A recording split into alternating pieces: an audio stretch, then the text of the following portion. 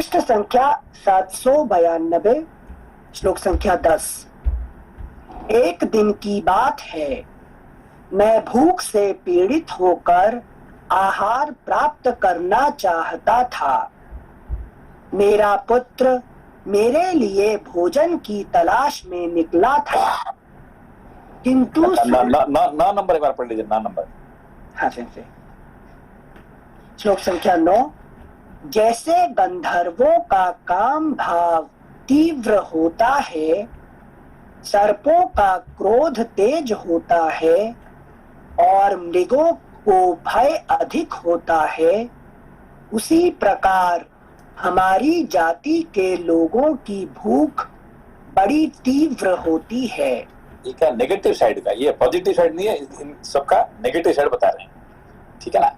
अच्छा, अपना भी नेगेटिव।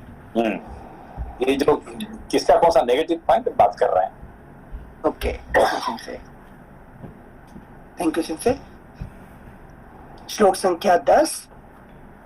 एक दिन की बात है, मैं भूख से पीड़ित होकर आहार प्राप्त करना चाहता था।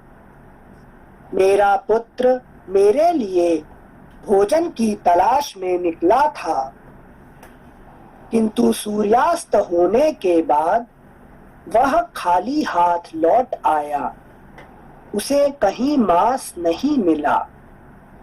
भोजन न मिलने से मैंने कठोर बातें सुनाकर अपनी प्रीति बढ़ाने वाले उस पुत्र को बहुत पीड़ा दी, किंतु उसने नम्रता पूर्वक मुझे आदर देते हुए यह यथार्थ बात कही। तात, मैं यथा समय मांस प्राप्त करने की इच्छा से आकाश में उड़ा और महेंद्र पर्वत के द्वार को रोककर खड़ा हो गया। वहां अपनी चोंच नीची करके मैं समुद्र के भीतर विचरने वाले सहस्रों जंतुओं के मार्ग को रोकने के लिए अकेला ठहर गया। उस समय मैंने देखा, खान से काट कर निकाले हुए कोयले की राशि के समान काला कोई पुरुष एक स्त्री को लेकर जा रहा है। उस स्त्री की कांति सूर्योदय काल की प्रभा के समान प्रकाशित हो रही थी। उस स्त्री और उस पुरुष को देखकर मैंने उन्हें आपके आहार के लिए लाने का निश्चय किया। देखो उनका एग्जाम्पल कैसे दिखा रहे हैं, सीता का एग्जाम्पल और रावण का एग्जाम्पल कैसे। अच्छा, कोई काला कोई पुरुष एक स्त्री को लेकर आ रहा है। कौन सा काला? कोयले जैसा काला, कोयले की राशि से। और स्त्री सूर्योदय काल की प्रभा के कैसे एग्जाम्पल है क्या? हाँ, एग्जैक्ट अपोजिट है दोनों। Thank you sensei. एक होता सोना और एक होता कोयला, ठीक है ना। Thank you sensei. श्लोक संख्या 15। उस स्त्री और उस पुरुष को देखकर मैंने उन्हें आपके आहार के लिए लाने का निश्चय किया, किंतु उस पुरुष ने नम्रता पूर्वक मधुर वाणी में मुझसे मार्ग की याचना की। पिताजी, भूतल पर नीच पुरुषों में भी कोई ऐसा नहीं है जो विनय पूर्वक मीठे वचन बोलने वालों पर प्रहार करे। फिर मुझ जैसा कुलीन पुरुष कैसे कर सकता है? ये सब संपाति का बेटा सुपार्श में बोल रहा है। नहीं, उसका यहाँ क्या बता रहे हैं कि ये जो रावण जो है ना, इसको मार दिया, किसको? जटायु को। हाँ ठीक है ना? हाँ। मगर ये सुपार्श्व कैसा है? सुपार्श्व बहुत कुलीन। नहीं, वो चाहता तो मार सकता था किसको? रावण को खत्म करने का कैपेसिटी है। अच्छा ठीक है ना? अच्छा, हाँ। अगर वो रावण डर के मारे इसको, उसका अपना विनय पूर्वक, हाँ दया विनय पूर्वक उससे निपट गया उसने, है कि नहीं? अच्छा अच्छा अच्छा। नहीं तो वो उसको मार सकता था, है कि नहीं? मतलब उसका बेटा मार सकता था, जटायु कमजोर था कंपैरेटिवली। क्योंकि वो तो उम्र हो चुका ना उसको। अच्छा अच्छा, बल नहीं है। अब यही कह रहे हैं कि कौन ये जटायु हुआ है, अब ये हुआ, इन तो बहुत उन्होंने उम्र हो चुके हैं, अभी इनका बल नहीं है अभी, और सुपार्श्व का बल है, वो लड़ सकता था उसके साथ। ठीक है ना? हाँ सिंसे, थैंक यू। कहना चाह रहे हैं, हाँ समझ गए। श्लोक संख्या 16। पिताजी, भूतल पर नीच पुरुषों में भी कोई ऐसा नहीं है जो विनय पूर्वक मीठे वचन बोलने वालों पर प्रहार करे, फिर मुझ जैसा कुलीन पुरुष कैसे कर सकता है? फिर तो वह तेज से आकाश को व्याप्त करता हुआ सा वेग पूर्वक चला गया। उसके चले जाने पर आकाशचारी प्राणी सिद्ध चारण आदि ने आकर मेरा बड़ा सम्मान किया। वे महर्षि मुझसे बोले, सौभाग्य की बात है कि सीता जीवित है। तुम्हारी दृष्टि पड़ने पर भी स्त्री के साथ आया हुआ वह पुरुष किसी तरह सकुशल बच गया, अतः अवश्य तुम्हारा कल्याण हो। उन परम शोभायमान सिद्ध पुरुषों ने मुझसे ऐसा कहा। तत्पश्चात उन्होंने यह भी बताया कि वह काला पुरुष राक्षसों का राजा रावण था।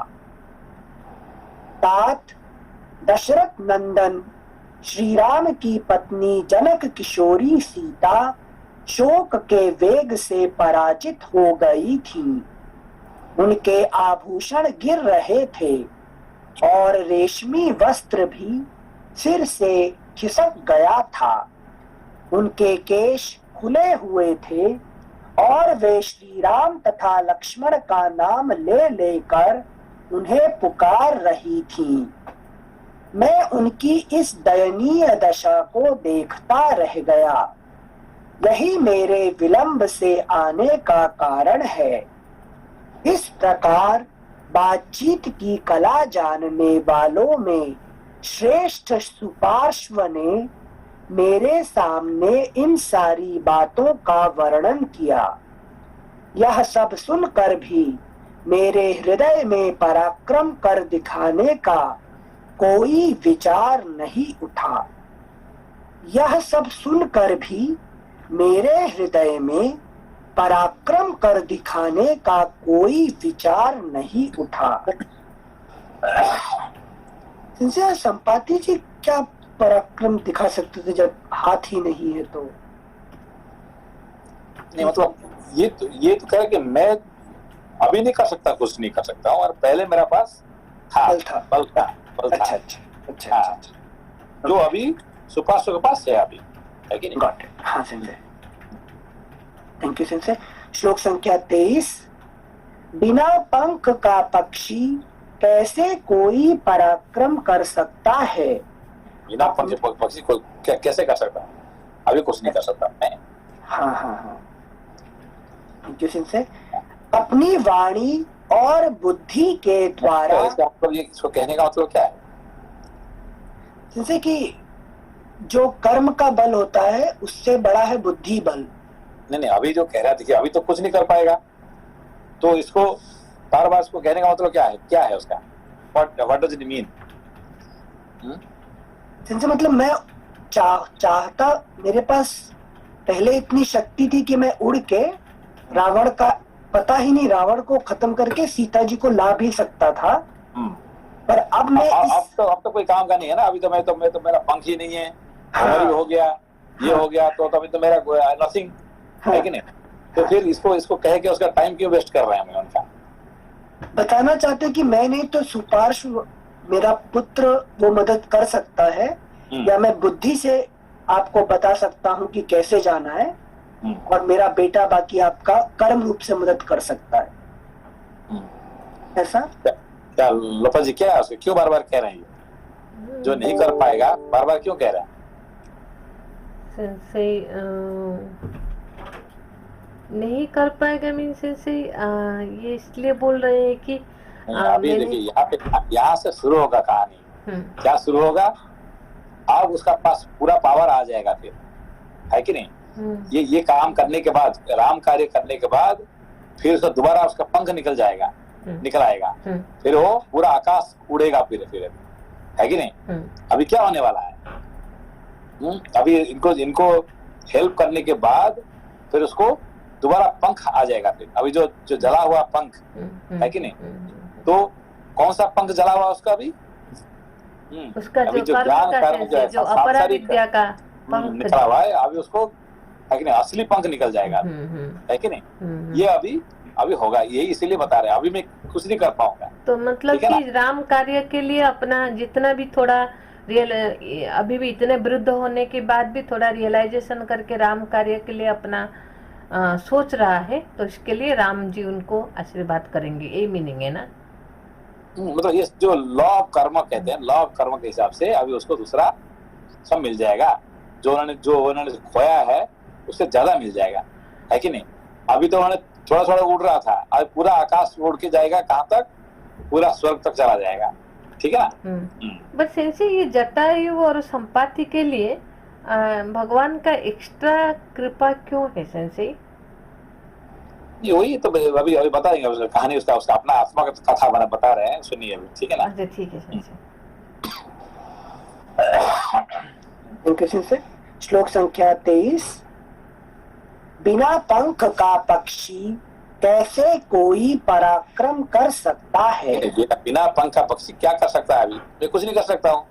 तो आप ये कहने के बाद अपना जो है वो करके दिखा रहे हैं, जिसकी वजह से अभी उसका होगा, उसका सच में पंख निकल जाएगा, उसको अभी आ जाएगा उसका पास जो उसने खोया था, ठीक है ना। हाँ सेंसे, थैंक यू।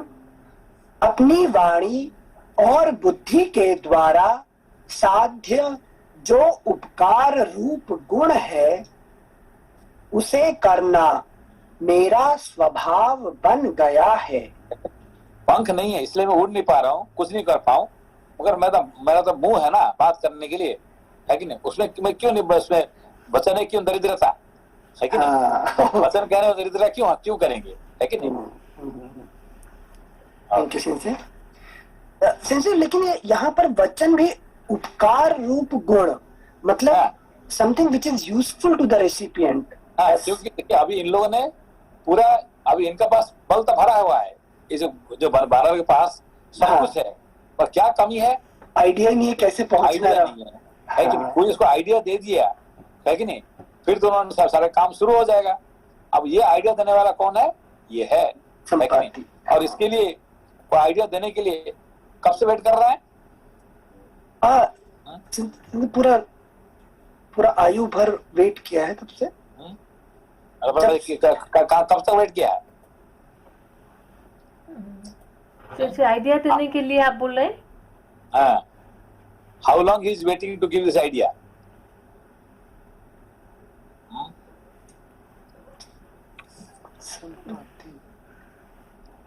8,000 साल, ठीक है ना। अच्छा, 8,000 वर्ष तक वेट कर रहे हैं वो, है कि नहीं। से कैलकुलेट किया 8,000 8,000 साल वो वेट कर रहे हैं, है कि नहीं। इसलिए तो जब तक वो हाँ ठीक है ना। नहीं, अनिल सर ने पूछे सेंसे आपने कैसे कैलकुलेट किया, मैंने बोला अभी आएगा सब आएगा, इसलिए तो सेंसे ही है ना, तो आपको लगता है कि आप पढ़ा रहे हैं, हम लोग को लगता है 8,000 साल वेट कर रहे हैं, बस इतने कहने के बाद उसका काम खत्म हो जाए, संसार में संपाति सच में संपूर्ण हो जाएगा, ठीक है ना। अच्छा, थैंक यू सेंसे। श्लोक संख्या 23 फिर से पढ़ रहे हैं। वानप्रस्थ लेके 8000 साल तक वो वेट कर रहा है, ठीक है ना।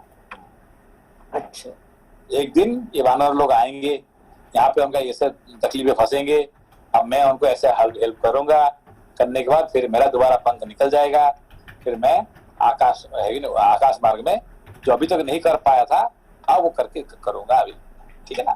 हाँ सर, थैंक यू। नमस्ते सेंसे। नमस्ते नमस्ते। सेंसे, तो मतलब उनके पंख जले हुए 8000 साल हो गए थे, वो 8000 साल में वैसे ही वेट कर रहे थे नया पंख आने पंख तो और पहले, उससे पहले हुआ था 8000 साल। पंख तो उससे और बहुत पहले, क्योंकि वो है कि नहीं, वो बहुत पुराना जीव है। पंख बहुत पहले से, वो तो और बहुत पहले जला हुआ है। अब उनका जो गुरुजी है, किसका गुरुजी? संपाति का जो गुरुजी, उन्होंने बताया कि तुम है कि नहीं, वो आत्महत्या करना चाहता था। कौन? संपाति। अब मेरा तो पंख जल गया, मुझे ना खाना मिलेगा ना पीना मिलेगा, मैं कहीं जा सकता हूँ, है कि नहीं। एक पक्षी का 2 पंख जब जल जाएगा तो कोई जिंदगी को मतलब नहीं है कि नहीं। इससे अच्छा है कि मैं मर जाऊं, ठीक है ना। वो अपना आत्महत्या करने के लिए वो जा रहा था, तो उसको गुरुजी कहे, अरे तुम्हारे द्वारा बहुत कुछ काम होने वाला है और तुम बहुत ऊपर जाओगे। मेरा पंख तो चला गया, ठीक है, अच्छा पंख निकल जाएगा, है कि तुम्हारे पास अच्छा पंख आ जाएगा, है कि नहीं। तब तक तुम क्या करो, यहाँ वेट करो, है कि जैसे सबरी को अपना गुरुजी बताए थे, है कि नहीं। जैसे सबरी जी वेट कर रही थी, है कि नहीं, राम जी आएंगे एक दिन, तो ऐसे ही जिसका गुरुजी भी उसको कहे कि तुम यहाँ पे वेट करो कि ऐसे ऐसे सब आएंगे, तुम उनको हेल्प करो, है कि नहीं। मगर मैं भी चाहता हूँ कि मैं भी वेट करूँ, मगर मेरा पास समय नहीं है, इसलिए मैं जा रहा हूँ। इनके गुरुजी चले गए, जैसे मतंग मुनि चले गए, ये भी इनका गुरुजी भी चले गए, ठीक है ना। तो इन्होंने ये क्या कर रहे थे, 8000 साल तक वो वेट कर रहे थे, ठीक है ना। और आज इनको कह रहे हैं कि आज तुम लोग आए और मेरा काम खत्म हो गया, अब तुम जाओ अपना काम में और मैं अपना जगह पे जा रहा हूँ, है कि नहीं। धन्यवाद संस्कृत। थैंक यू से। श्लोक संख्या 23। बिना पंख का पक्षी कैसे कोई पराक्रम कर सकता है? अपनी वाणी और बुद्धि के द्वारा साध्य जो उपकार रूप गुण है उसे करना मेरा स्वभाव बन गया है। ऐसे स्वभाव से मैं जो कुछ कर सकता हूँ वह कार्य तुम्हें बता रहा हूँ, सुनो। वह कार्य तुम लोगों के पुरुषार्थ से ही सिद्ध होने वाला है।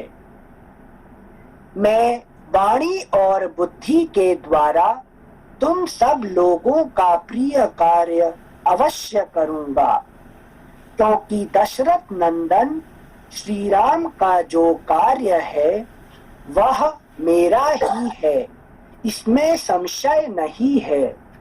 अगला पृष्ठ। जो राम जी का काम है, मेरा काम वही है, ठीक है ना। तो राम जी का कार्य करने के लिए मैं यहाँ हूँ, ठीक है। Thank you. अगला पृष्ठ, पृष्ठ संख्या 793। तुम लोग भी उत्तम बुद्धि से युक्त, बलवान, मनस्वी तथा देवताओं के लिए भी दुर्जय हो। इसीलिए वानर राज सुग्रीव ने तुम्हें इस कार्य के लिए भेजा है। श्री राम और लक्ष्मण के कंक पत्र से युक्त जो बाण हैं वे साक्षात विधाता के बनाए हुए हैं। वे तीनों लोकों का संरक्षण और दमन करने के लिए पर्याप्त शक्ति रखते हैं। तुम्हारा विपक्षी दशग्रीव रावण भले ही तेजस्वी और बलवान है, किंतु तुम जैसे सामर्थ्यशाली वीरों के लिए उसे परास्त करना आदि कोई भी कार्य दुष्कर नहीं है। अतः अब अधिक समय बिताने की आवश्यकता नहीं है। अपनी बुद्धि के द्वारा दृढ़ निश्चय करके सीता के दर्शन के लिए उद्योग करो। It is difficulty, but it is not impossible, ठीक है। ये कहना चाहता है कि it is difficult। रावण का लड़ना है कि नहीं, उनके पास जाना डिफिकल्ट है, but not impossible. श्लोक संख्या 28। अतः अब अधिक समय बिताने की आवश्यकता नहीं है, अपनी बुद्धि के द्वारा दृढ़ निश्चय करके सीता के दर्शन के लिए उद्योग करो, क्योंकि तुम जैसे बुद्धिमान लोग कार्यों की सिद्धि में विलंब नहीं करते हैं। इस प्रकार श्री वाल्मीकि निर्मित आर्ष रामायण आदि काव्य के किष्किंधा कांड में 59वां सर्ग पूरा हुआ। षष्टितमः सर्गः संपाति की आत्मकथा। गृध्रराज संपाति अपने भाई को जलांजलि देकर जब स्नान कर चुके, तब उस रमणीय पर्वत पर वे समस्त वानर यूथपति उन्हें चारों ओर से घेर कर बैठ गए। उन समस्त वानरों से घिरे हुए अंगद उनके पास बैठे थे। संपाति ने सबके हृदय में अपनी ओर से विश्वास पैदा कर दिया था।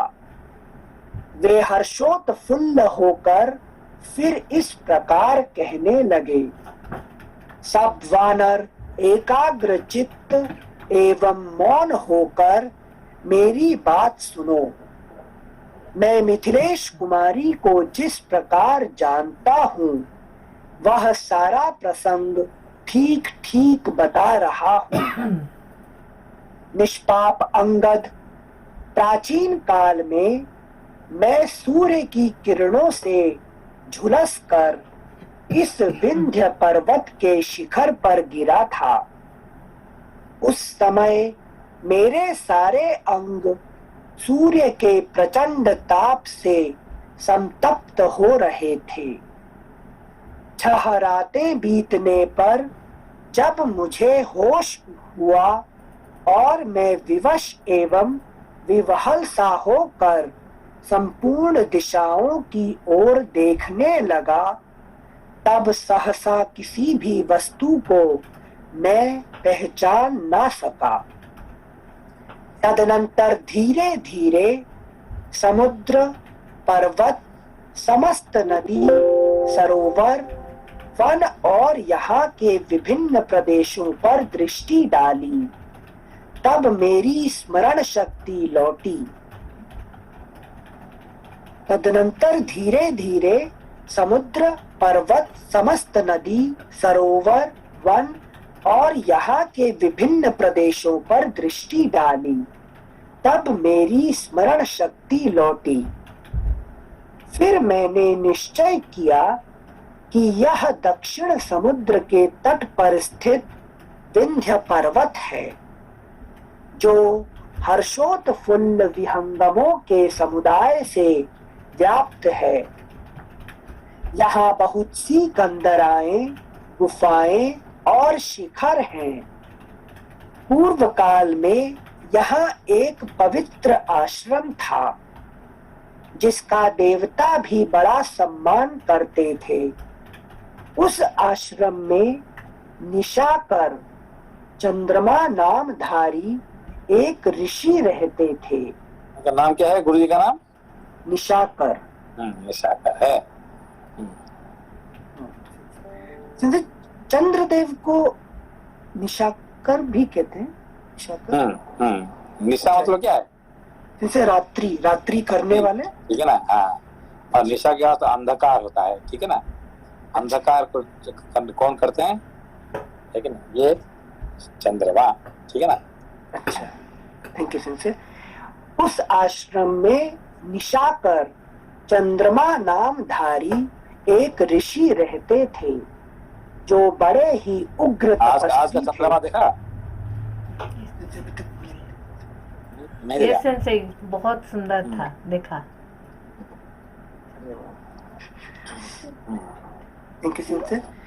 उस आश्रम में निशाकर, चंद्रमा नामधारी एक ऋषि रहते थे, जो बड़े ही उग्र तपस्वी थे। वे धर्मज्ञ निशाकर मुनि अब स्वर्गवासी हो चुके हैं। उन महर्षि के बिना इस पर्वत पर रहते हुए मेरे 8000 वर्ष बीत गए। सुना अभी कितने हैं? 8000। 8000। हाँ, जिनसे प्रश्न उठ गया। जिनसे यहाँ समझे कैसे इसको 8000 मतलब रियल लाइफ तो शब्द नहीं बोल रहे होंगे ना कि 8000 ये लॉन्ग लाइफ के सेंस में बोल रहे हैं कि बहुत लंबी लाइफ से जी रहे हैं, या आध्यात्मिक लेवल के हिसाब से बोल रहे हैं? इसका ऊपर एक बार पढ़ के इसको समझ नहीं होते हैं, लेकिन रामायण को एक बार पढ़ लिया और सब कुछ समझ लिया तो वो बात नहीं हो सकता है। इसके लिए आपको है कि नहीं 3 बार 3 बार पढ़ना पड़ेगा, उसका ध्यान करना पड़ेगा, तब पता चलेगा। ठीक है, इतने जो है कि नहीं, एक मनुष्य का जिंदगी तो है कि नहीं 100 साल 120 साल होता है। इन्होंने तो ये तो जो कह रहे हैं कह नहीं, ये तो लाखों साल हो गया ऑलरेडी। आज ऐसा तो यहाँ वेट कर रहे हैं बिना पंख से। उससे पहले पंख से क्या क्या किए हैं, उन्होंने क्या क्या देखे हैं, उन्होंने क्या देखे? रावण सीता नहीं, रावण से तो अभी का है, कल की बात है। इन्होंने जब भगवान हाँ देवासुर संग्राम देखे और भगवान है कि नहीं बलि ने तो मुझे है कि नहीं क्या कहते हैं जब 3 पग जो रखे थे 3 तब, हाँ ये सब देखे है कि नहीं। Yes thank you sir. वे धर्मज्ञ निशाकर मुनि अब स्वर्गवासी हो चुके हैं। उन महर्षि के बिना इस पर्वत पर रहते हुए मेरे 8000 वर्ष बीत गए। श्लोक संख्या 10। उसके बिना मतलब वो मरे हुए, मतलब वो गुजर के 8000 साल हो गया, लेकिन गुरु जी का। ठीक है, तो पहले में उनके साथ दौर था लंबा। Thank you sir. श्लोक संख्या 10। होश में आने के बाद मैं इस पर्वत के नीचे ऊंचे शिखर से धीरे धीरे बड़े कष्ट के साथ भूमि पर उतरा। उस समय ऐसे स्थान पर आ पहुंचा जहां तीखे कुश उगे हुए थे। फिर वहां से भी कष्ट सहन करता हुआ आगे बढ़ा। अगला पृष्ठ संख्या 794। मैं उन महर्षि का दर्शन करना चाहता था, इसीलिए अत्यंत कष्ट उठाकर वहां गया था। इसके पहले मैं और जटायु दोनों कई बार उनसे मिल चुके थे। उनके आश्रम के समीप सदा सुगंधित वायु चलती थी। वहां का कोई भी वृक्ष फल अथवा फूल से रहित नहीं देखा जाता था। उस पवित्र आश्रम पर पहुंचकर मैं एक वृक्ष के नीचे ठहर गया और भगवान निशाकर के दर्शन की इच्छा से उनके आने की प्रतीक्षा करने लगा। थोड़ी ही देर में महर्षि मुझे दूर से आते दिखाई दिए। वे अपने तेज से दीप रहे थे और स्नान करके उत्तर की ओर लौटे आ रहे थे। उनका तिरस्कार करना किसी के लिए भी कठिन था। अनेकानेक रीछ, हरिण, सिंह, बाघ और नाना प्रकार के सर्प उन्हें इस प्रकार घेरे आ रहे थे जैसे याचना करने वाले प्राणी दाता को घेर कर चलते हैं। कौन कौन घेर रहे थे? उनका घेर के आ रहे थे रीछ, हरिण, सिंह, बाघ और नाना प्रकार के सर्प। इनसे मतलब वो बहुत क्रोधी थे तो उनका क्रोध इन सब से भी ज्यादा हायर था, और वो बहुत मतलब ये सारे हिंसक जीव भी उनके सामने अहिंसा से आ रहे थे। ये दिखाना चाह रहे हैं कि तो एक दूसरे का हाँ, शत्रु, ठीक है ना, एक दूसरे को खाद्य होते हैं, खा हाँ, सकते हैं। हाँ, अब इनका साथ सब लोग है कि नहीं, अहिंसा सब लोग वृत्ति से। अपना अहिंसा वृत्ति से वो चल रहे हैं, ठीक है ना। अच्छा अच्छा अच्छा, ये गुरु का प्रभाव है। Thank you sensei. जैसे याचना करने वाले प्राणी दाता को घेर कर चलते हैं। श्लोक संख्या 16। ऋषि को आश्रम पर आया जान वे सभी प्राणी लौट गए। ठीक उसी तरह जैसे राजा के अपने महल में चले जाने पर मंत्री सहित सारी सेना अपने अपने विश्राम स्थान को लौट जाती है। ऋषि मुझे देखकर बड़े प्रसन्न हुए और अपने आश्रम में प्रवेश करके पुनः 2 ही घड़ी में बाहर निकल आए। फिर पास आकर उन्होंने मेरे आने का प्रयोजन पूछा। वे बोले, सौम्य, तुम्हारे रोए गिर गए और दोनों पंख जल गए हैं। इसका कारण नहीं जान पड़ता। इतने पर भी तुम्हारे शरीर में प्राण टिके हुए हैं। मैंने पहले वायु के समान वेगशाली 2 गीधों को देखा है। वे दोनों परस्पर भाई और इच्छानुसार रूप धारण करने वाले थे। साथ ही वे गीधों के राजा भी थे। संपाते, मैं तुम्हें पहचान गया। तुम उन 2 भाइयों में से बड़े हो। जटायु तुम्हारा छोटा भाई था। तुम दोनों मनुष्य रूप धारण करके मेरा चरण स्पर्श किया करते थे। तुम दोनों मनुष्य रूप धारण करके मेरा चरण स्पर्श किया करते थे। यह तुम्हें कौन सा रोग लग गया है? तुम्हारे दोनों पंख कैसे गिर गए? किसी ने दंड तो नहीं दिया है? मैं जो कुछ पूछता हूँ वह सब तुम स्पष्ट रूप से कहो। इस प्रकार श्री वाल्मीकि निर्मित आर्ष रामायण आदि काव्य के किष्किंधा कांड में 60वां सर्ग पूरा हुआ। इनसे श्लोक संख्या 20 में जो सेंटेंस बोल रहे हैं, तुम उन 2 भाइयों में से बड़े हो। जटायु तुम्हारा छोटा भाई था। तुम दोनों मनुष्य रूप धारण करके मेरा चरण स्पर्श किया करते थे। इनसे मतलब इसके हिसाब से ये योनियां अलग अलग लेते रहे हैं और इस योनि में जटायु हुए हैं, ऐसा? इसका बहुत सारे अर्थ है उसका।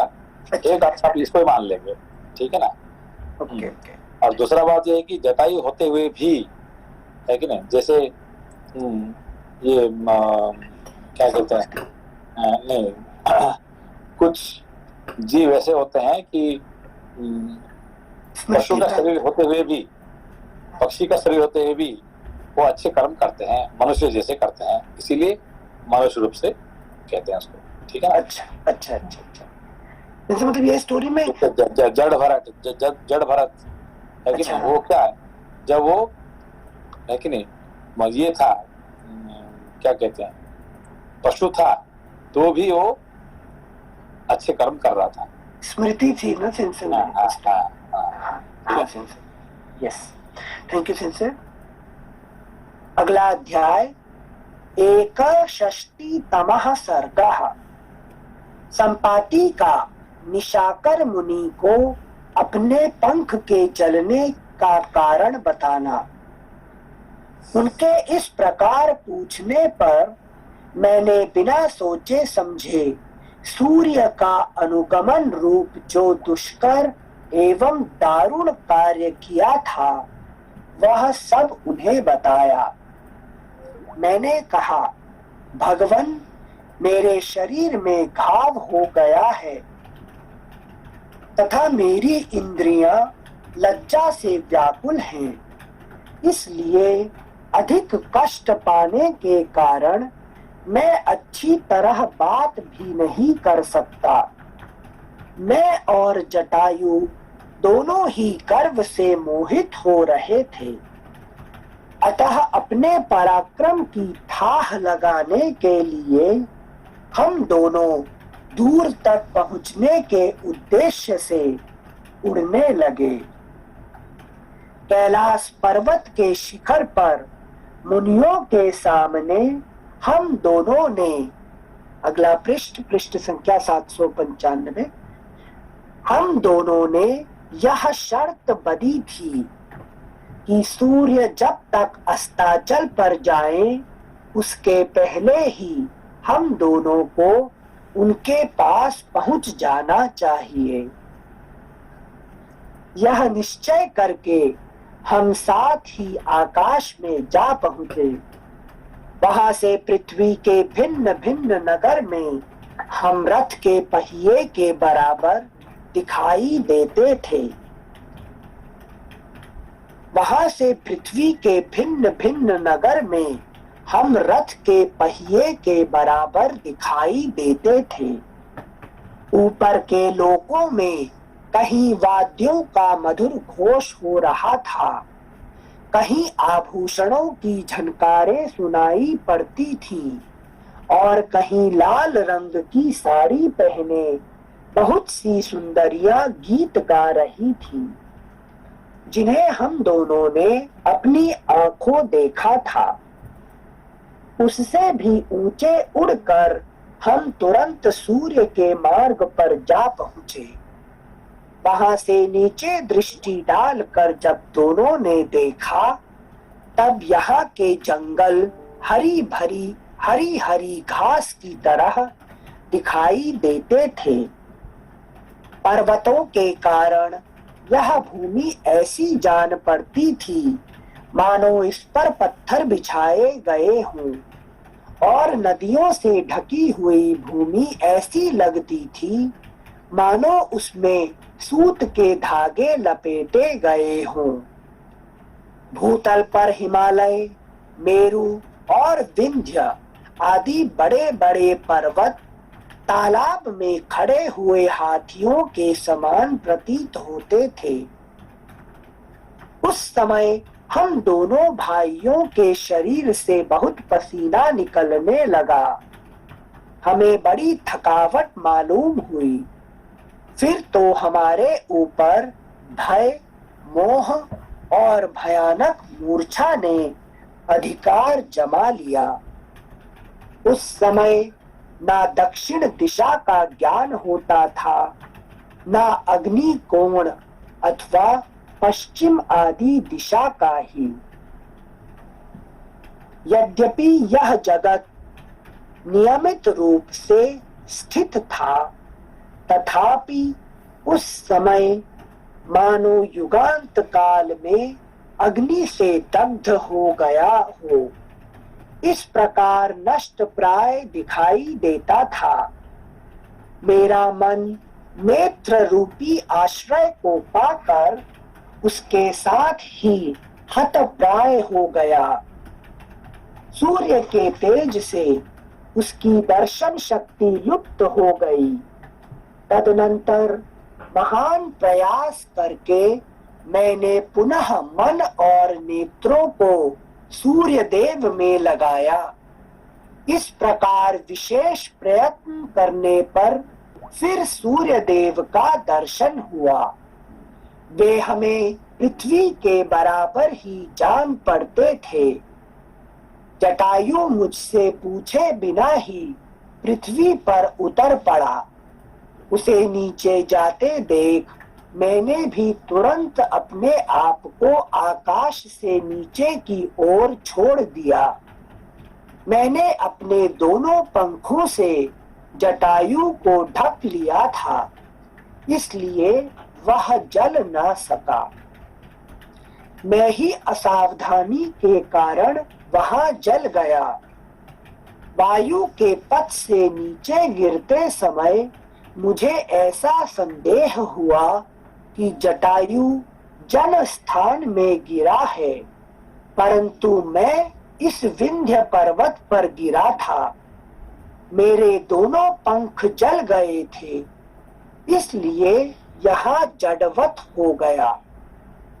मेरे दोनों पंख जल गए थे, इसलिए यहाँ जड़वत हो गया। राज्य से भ्रष्ट हुआ, भाई से बिछुड़ गया, और पंख तथा पराक्रम से भी हाथ धो बैठा। अब मैं सर्वथा मरने की ही इच्छा से इस पर्वत शिखर से नीचे गिरूंगा। इस प्रकार श्री वाल्मीकि निर्मित आर्ष रामायण आदि काव्य के किष्किंधा कांड में 61वां सर्ग पूरा हुआ। सिंसे यहाँ हमें पहले लगा था जो ज्ञान और कर्म रूपी जो पंख गिर गए हैं, हमें ऐसा लगा था पहले जैसे तपस्या की है इन्होंने किसी भावना से। यहाँ पर जो भी अभी पढ़ा जो उसके हिसाब से दोनों अपनी सीमा को नापना चाहते थे। तो सीमा नापना मतलब ईगो के फॉर्म से नाप रहे हैं या हम कितना ऊंचा उठ सकते हैं, ये तपस के फॉर्म में कोशिश कर रहे हैं। ये अपना अहंकार से ज्यादा थोड़ा घमंड आ गया था। अच्छा, इसलिए वो कर रहे थे।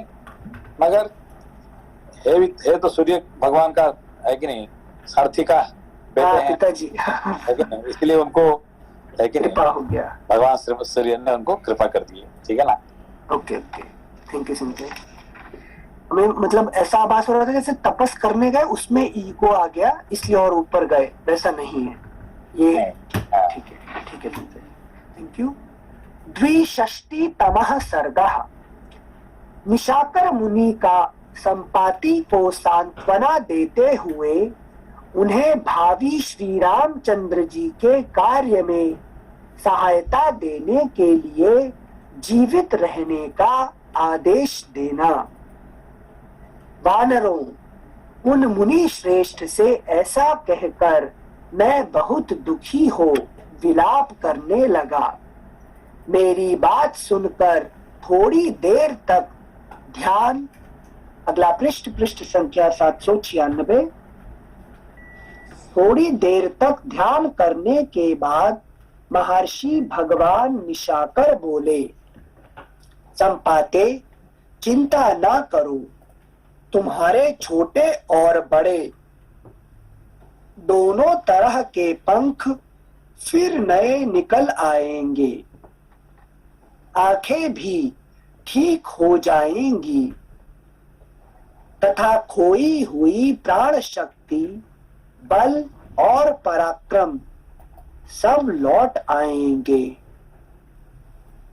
संपाते, चिंता ना करो, तुम्हारे छोटे और बड़े दोनों तरह के पंख फिर नए निकल आएंगे, आंखें भी ठीक हो जाएंगी तथा खोई हुई प्राण शक्ति, बल और पराक्रम सब लौट आएंगे। भैया मनीष जी कुछ बोल रहे थे भैया? ठीक है, ठीक है, बढ़िया। श्लोक संख्या 3। मैंने पुराण में आगे होने वाले अनेक बड़े बड़े कार्यों की बात सुनी है। सुनकर तपस्या के द्वारा भी मैंने उन सब बातों को प्रत्यक्ष किया और जाना है। मैंने, श्लोक संख्या 3 फिर से पढ़ रहे हैं। मैंने पुराण में आगे होने वाले अनेक बड़े बड़े कार्यों की बात सुनी है। सुनकर तपस्या के द्वारा भी मैंने उन सब बातों को प्रत्यक्ष किया और जाना है। क्योंकि हम लोग जो पढ़ रहे हैं पुराण में, हाँ। ये सब हमारे जिंदगी में हम खुद है कि नहीं देख रहे हैं, जो हो रहा है, ठीक है ना। जो हम पढ़ रहे हैं वो देख रहे हैं। Got it. हाँ से मतलब ये हिस्ट्री नहीं है, ये पूरा अपी नवीनम, जो हो रहा है प्रेजेंट और फ्यूचर भी होगा भी। अच्छा अच्छा, थैंक यू से। इक्ष्वाकु वंश की कीर्ति बढ़ाने वाले कोई दशरथ नाम से प्रसिद्ध राजा होंगे। उनके एक महातेजस्वी पुत्र होंगे जिनकी श्री राम के नाम से प्रसिद्धि होगी। सत्य पराक्रमी श्री रामचंद्र जी अपनी पत्नी सीता और भाई लक्ष्मण के साथ वन में जाएंगे। इसके लिए उन्हें पिता की ओर से आज्ञा प्राप्त होगी। वनवास काल में जन स्थान में रहते समय उनकी पत्नी सीता को राक्षसों का राजा रावण नामक असुर हर ले जाएगा। वह देवताओं और दानवों के लिए भी अवध्य होगा। मिथिलेश कुमारी सीता बड़ी ही यशस्विनी और सौभाग्यवती होगी। यद्यपि राक्षस राज की ओर से उसको तरह तरह के भोगों और भक्ष्य भोज्य आदि पदार्थों का प्रलोभन दिया जाएगा, तथापि वह उन्हें स्वीकार नहीं करेगी और निरंतर अपने पति के लिए चिंतित होकर दुख में डूबी रहेगी। सीता राक्षस का अन्न नहीं ग्रहण करती।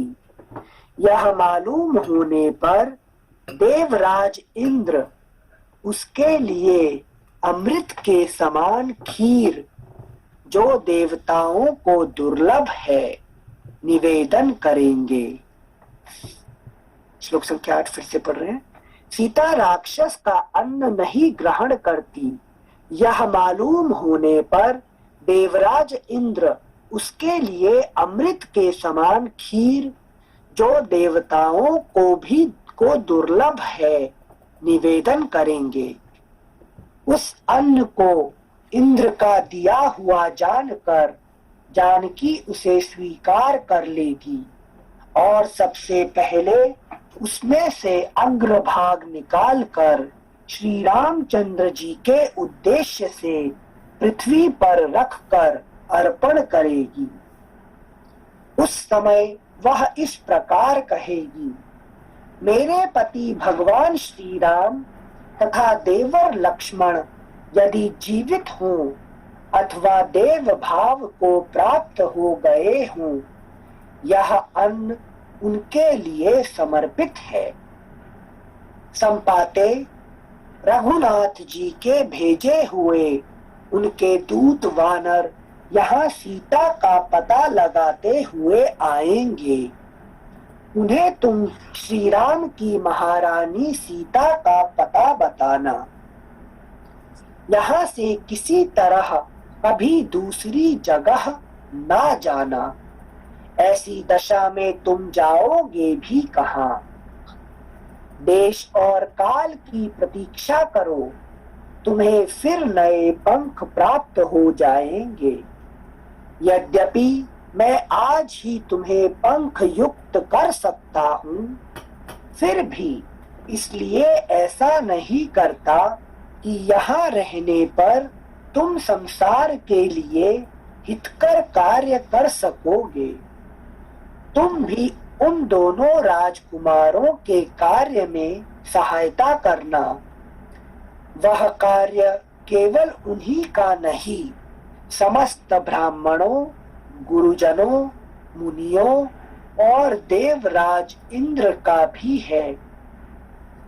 यद्यपि मैं भी उन दोनों भाइयों का दर्शन करना चाहता हूँ, परंतु अधिक काल तक इन प्राणों को धारण करने की इच्छा नहीं है। अतः वह समय आने से पहले ही मैं प्राणों को त्याग दूंगा। ऐसा उन तत्वदर्शी महर्षि ने मुझे कहा है। इस प्रकार श्री वाल्मीकि निर्मित आर्ष रामायण आदि काव्य के किष्किंधा कांड में 62वां सर्ग पूरा हुआ। अगला पृष्ठ संख्या 797, अध्याय 63तमः सर्गः। संपाति का पंख युक्त होकर वानरों को उत्साहित करके उड़ जाना और वानरों का वहां दक्षिण दिशा की ओर प्रस्थान करना। बातचीत की कला में चतुर महर्षि निशाकर ने ये तथा और भी बहुत सी बातें कहकर मुझे समझाया और श्री राम कार्य में सहायक बनने के कारण मेरे सौभाग्य की सराहना की। तत्पश्चात मेरी अनुमति लेकर वे अपने आश्रम के भीतर चले गए। तदनंतर कंदरा से धीरे धीरे निकलकर मैं विंध्य पर्वत के शिखर पर चढ़ आया और तब से तुम लोगों के आने की बाट देख रहा हूँ। मुनि से बातचीत के बाद आज तक जो समय बीता है इसमें 8000 सेंसेई ये जो बोल रहे हैं कि तो मतलब कि वो 8000 वर्ष तक ऐसे अपेक्षा नहीं किए थे, तो इन्होंने आने बोल रहे हैं कि तुम लोग के आने के रास्ता देख रहा था, मीन्स वेट का प्रतीक्षा कर रहा था, मतलब उनको पता था सेंसेई संपाति को। इसलिए उनको गुरु जी बताया था ना उनको कि भाई ऐसे ऐसे होने वाला है, ऐसे करो तुम्हारा फिर पंख निकल जाएगा, तो फिर आकाश में उड़ सकते हो फिर, ठीक है। तो वेट कर रहा था, ठीक है ना। बट ये जो रावण का पता बताया वो तो मतलब वेट अपने स्वार्थ के लिए नहीं, मतलब कुछ तो हेल्प भी किए ना उन्होंने। हाँ, मतलब अपने स्वार्थ पे नहीं है, स्वार्थ का तो कुछ नहीं होगा, वो तो अपना है कि नहीं, एक तरह से कर्तव्य कर रहा है। जैसे कि शबरी को आपने क्या सुना शबरी के बारे में? शबरी के बारे में जैसे कि मतंग मुनि उनको बताए थे कि आप यहाँ प्रतीक्षा करो।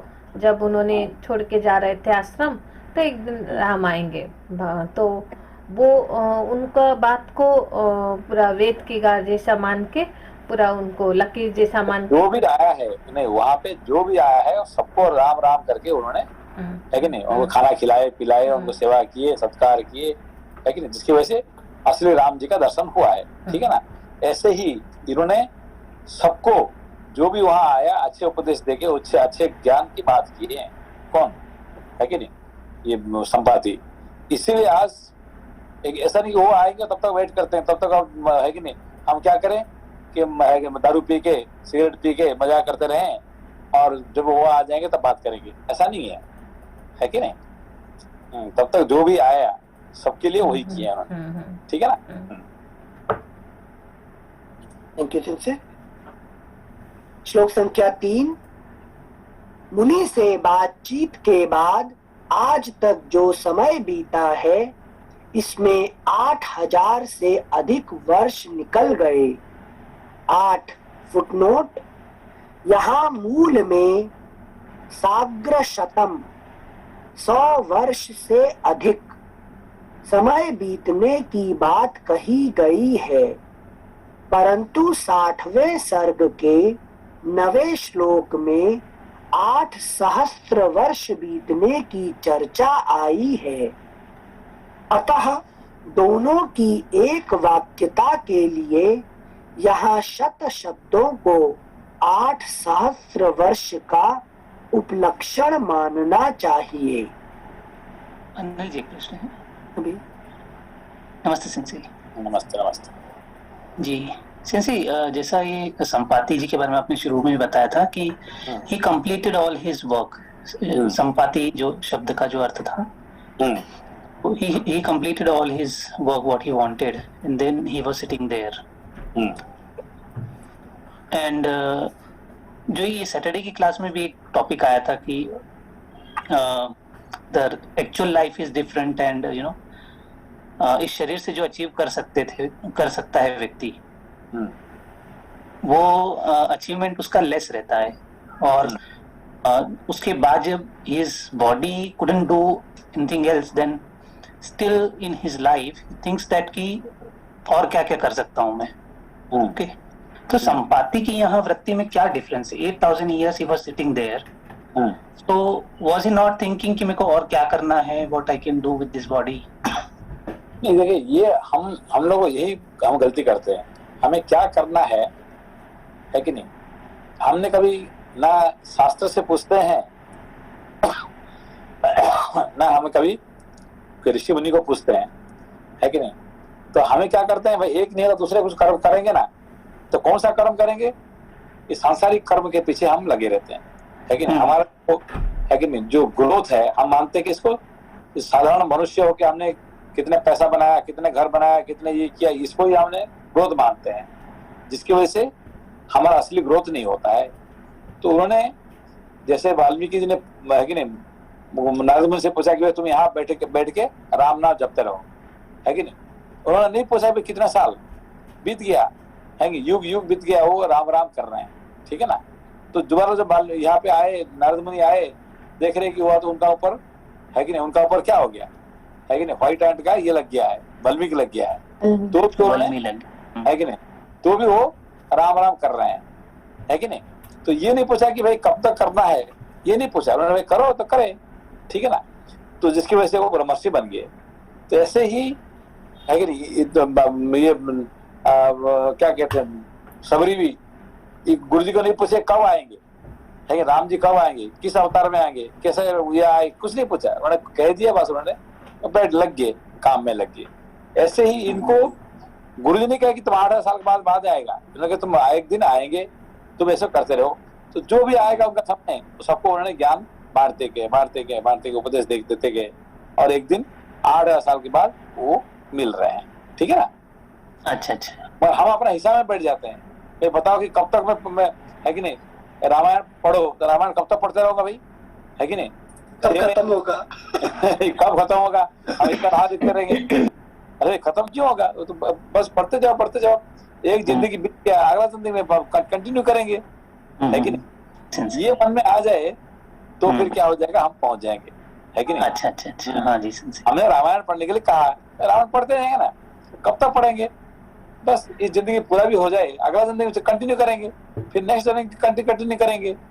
ये हमारा मन में नहीं होता है, लेकिन हम अपना टाइम हिसाब करते हैं कि हम क्या उससे कितने, है कि नहीं, कितने पैसा बना सकते हैं, है कि नहीं. जी sir ji, thank you very much. Question से श्लोक संख्या 3. मुनि से बातचीत के बाद आज तक जो समय बीता है, इसमें 8,000 से अधिक वर्ष निकल गए. ठीक है, मैंने मुनि है उनको 8 साल बैठ कर वो देखे कि 8 साल बीत गया ऐसे, ठीक है ना. हाँ. मुनि के कथन को हृदय में धारण करके मैं देश काल की प्रतीक्षा कर रहा हूँ. निशाकर मुनि महाप्रस्थान करके जब स्वर्ग लोक को चले गए, तभी से मैं अनेक प्रकार के तर्क वितर्कों से घिर गया.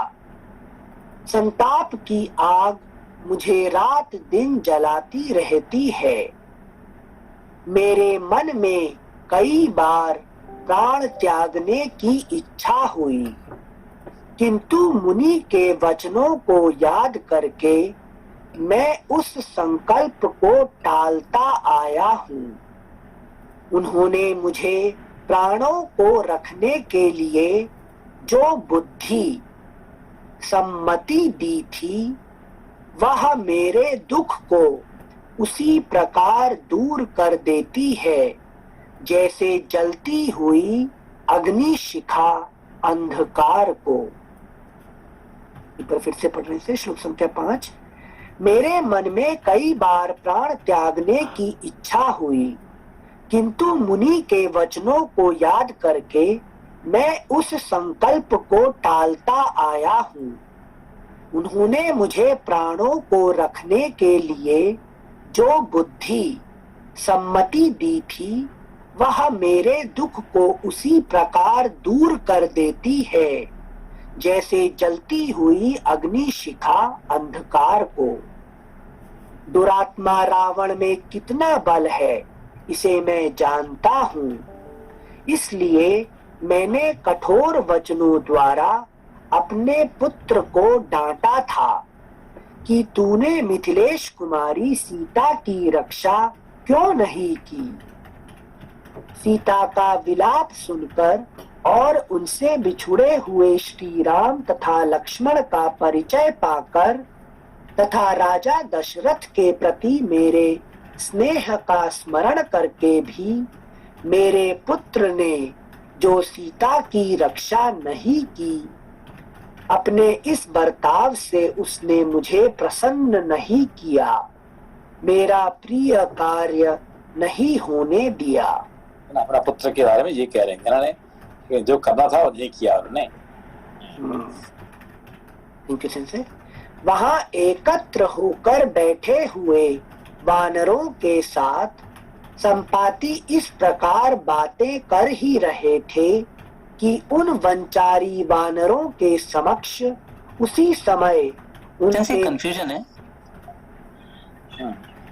सुपार्श्व में रियल में सेंसी इतना बल था क्या कि वो रावण को मार सकता था वहां पे? I am just not able to understand कि ये बात है कि ये जो जटायु का बल था क्या, मार सकता है क्या, मगर उन्होंने प्रयास तो किया है ना, है कि नहीं? तो इन्होंने प्रयास नहीं किया, इसीलिए उसका पिताजी का दुख हो रहा है। समझ को नहीं समझी। यहाँ पे मुझे क्या समझ में नहीं आया कि एक तो सुपार्श्व को रावण ने झुक के प्रणाम कर दिया, हाँ, फिर वो जी उससे वो खुश हो गया, कर दिया, इससे खुश हो गया वो। इसीलिए अभी आज संपाति का दुख हो गया कि देखो यार, तुमने एक चोर तुमको झुक के नमस्कार कर दिया, अरे देखो यार उसने मुझे चोर, इतना बड़ा डाकू मुझे नमस्कार कर रहा है कि नहीं, तो इसीलिए मैं छोड़ दिया उसको। ये सही था क्या? एक चोर, एक डाकू वो चोरी कर रहा था और मुझे नमस्कार कर दिया, बस मैं इतने खुश हो गया कि बस उसको छोड़ दो उसको, है कि नहीं? इतने बड़ा महान डाकू होके मुझे नमस्कार कर दिया, देखो, है कि नहीं? अच्छा सेंसी, यहाँ पे एक और प्रॉब्लम था कि ये देवता प्रसन्न हो गए और वो भी एक चीज समझा नहीं। आई थिंक इसको पढ़ते हैं फिर पता चलेगा। हाँ नहीं, ये क्यों हुए हैं उनका बहुत सारे। एक तो है कि अब उससे मारपीट करता था उसके साथ, तो सीता का क्या हालत होने वाला था, है कि नहीं? उस जंगल में वो गिर के वहां पे मान लीजिए उसको मार देता था, किसको? रावण को, तो फिर वहां बीच में इसका क्या होने वाला था, है कि नहीं? अच्छा हाँ जी सही, तो ये पॉइंट हो सकता है, मतलब बहुत सारे है कि नहीं? हाँ जी sensei ji, thank you sensei. श्लोक संख्या 8। वहां एकत्र होकर बैठे हुए वानरों के साथ संपाति इस प्रकार बातें कर ही रहे थे कि उन वंचारी वानरों के समक्ष उसी समय उनके 2 नए पंख निकल आए। है ना, मगर 2 नए पंख निकल आए, ऐसे कि नहीं, ऐसे बात करने से, ठीक है ना? से अपने शरीर को नए निकले हुए लाल रंग के पंखों से संयुक्त हुआ देख संपाति को अनुपम हर्ष प्राप्त हुआ। वे वानरों से इस प्रकार बोले, कपिवरों, अमित तेजस्वी राजर्षि निशाकर के प्रसाद से सूर्य किरणों द्वारा दग्ध हुए मेरे दोनों पंख फिर उत्पन्न हो गए।